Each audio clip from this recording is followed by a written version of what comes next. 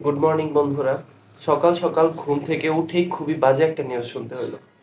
এই যুগে ক্রিকেটের রাজা, এই যুগে ক্রিকেটের সবচেয়ে বড় আইকন বিরাট কোহলি। বিরাট কোহলি টেস্ট থেকে রিটায়ারমেন্টের একটা ঘোষণা দিয়ে দিছে অলরেডি। সে বিসিসিআই কে জানাইছে সে টেস্ট ক্রিকেট থেকে রিটায়ারমেন্ট নিতে চায়। বিসিসিআই জিনিসটা তাকে রিথিঙ্ক করার জন্য একটা সুযোগ দিছে, কারণ সামনে ইংল্যান্ড সিরিজ আছে। জুনের 20 তারিখ থেকে ভারতের সাথে ইংল্যান্ডের টেস্ট সিরিজ আছে, কিন্তু সেটার জন্য বিসিসিআই তাকে জানাইছে জিনিসটা রিথিঙ্ক করার জন্য। যাই হোক, বিসিসিআই হয়তো বিরাট কোহলিকে রিথিঙ্ক করার জন্য জানাইছে, বিরাট কোহলিও হয়তো বা ইংল্যান্ড সিরিজটা খেলার জন্য রাজিও হয়ে যাবে। কিন্তু মোটামুটি এটা শিওর যে বিরাট কোহলি যদি ইংল্যান্ড সিরিজটা খেলে, সেক্ষেত্রে ইংল্যান্ড সিরিজটাই কিন্তু বিরাট কোহলি টেস্ট কেরিয়ারের লাস্ট সিরিজ হইতে যাইতেছে।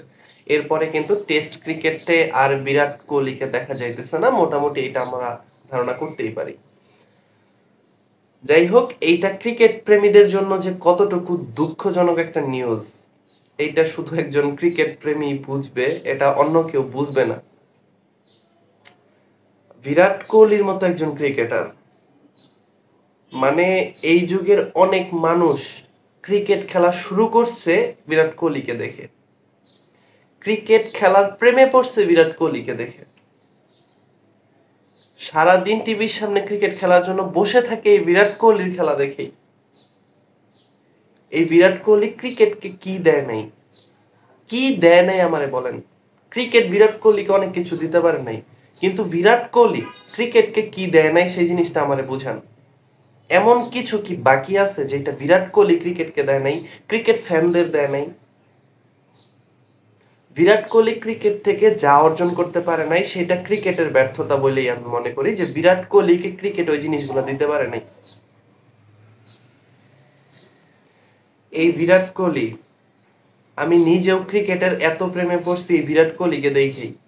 বিশ্বাস করেন, বিরাট কোহলি, আমি বিশ্বাস করি, একদম মনে প্রাণে বিশ্বাস করি যে বিরাট কোহলির থেকে বড় স্টার ক্রিকেটের, মানে এত বড় আইকন এই যুগে আর কেউ নাই। বিরাট কোহলির উপরে আর কেউ নাই, ক্রিকেটের সবচেয়ে বড় স্টার বর্তমানে। এই যে অনেকদিন ধরে যে ফর্মে ছিল না, তারপরেও বিরাট কোহলিকে নিয়ে কোনো কথা বলার সুযোগ নেই। আপনি একটা জিনিস জানেন, বিরাট কোহলি যদি আগামী 10-15 ম্যাচ ওডিআইতে শূন্য করে ডাক মারে, তারপরেও বিরাট কোহলির ব্যাটিং অ্যাভারেজ 50-এর উপরে থাকবে। এই মানুষের নিয়ে আপনার ট্রল করার কোনো সুযোগ আছে? তারপরেও কিছু কিছু মিডিয়া বিরাট কোহলির মতো ক্রিকেটারকে নিয়ে ট্রল করে, যেটা খুবই হাস্যকর লাগে, খুবই হাস্যকর লাগে। যাই হোক, একজন বড় স্টারকে নিয়ে ট্রল হবেই, এটাও আমাদের মাইনা নিতে হবে, কিন্তু বিরাট কোহলির মতো একজন ক্রিকেটারকে নিয়ে ট্রল করা, মানে এই যোগ্যতা কার আছে? তারপরেও মানুষ করে। যাই হোক, মানুষ কোন বিবেচনায় করে আমি জানি না, তবে বিরাট কোহলিকে নিয়ে যে ট্রল করব এটা আমার মাথায় ধরেই না।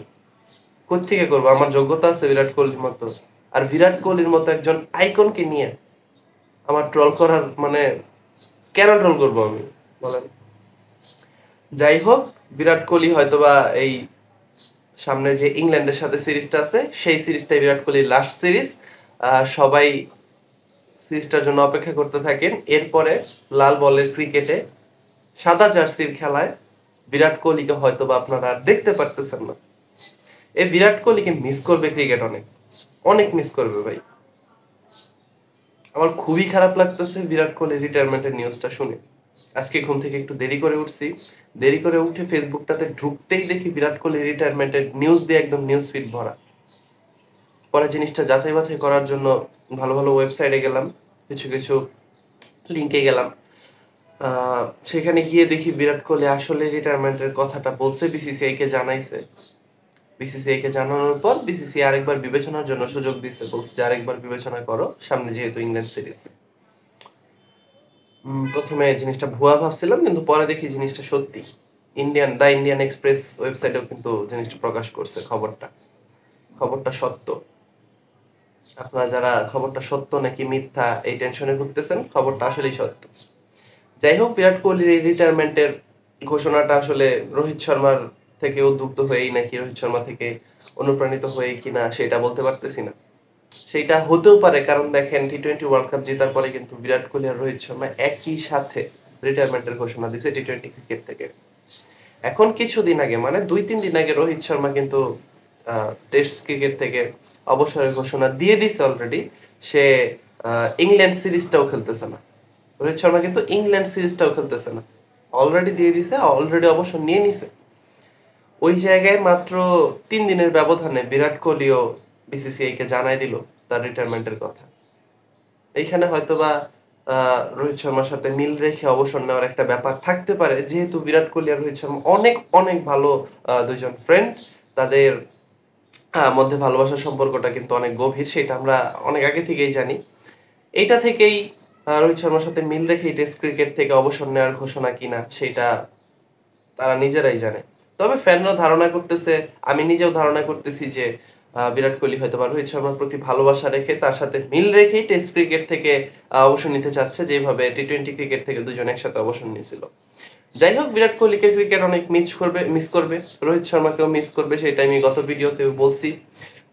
এখন আর কিছু করার নাই, সামনে ইংল্যান্ড সিরিজটার জন্য অপেক্ষা করতে হবে, কারণ বিরাট কোহলিকে আমরা লাল বলের ক্রিকেটে ইংল্যান্ড সিরিজে শেষবারের মতো দেখতে পারতেছি হয়তোবা। যাই হোক, এখন পর্যন্ত আমার চ্যানেলটা যারা সাবস্ক্রাইব করেন নাই, আপনাদের জন্য এত কষ্ট করে ভিডিও বানাই, অবশ্যই অবশ্যই চ্যানেলটা সাবস্ক্রাইব করবেন এবং পাশে থাকা বেল আইকনটা ক্লিক করে দিবেন।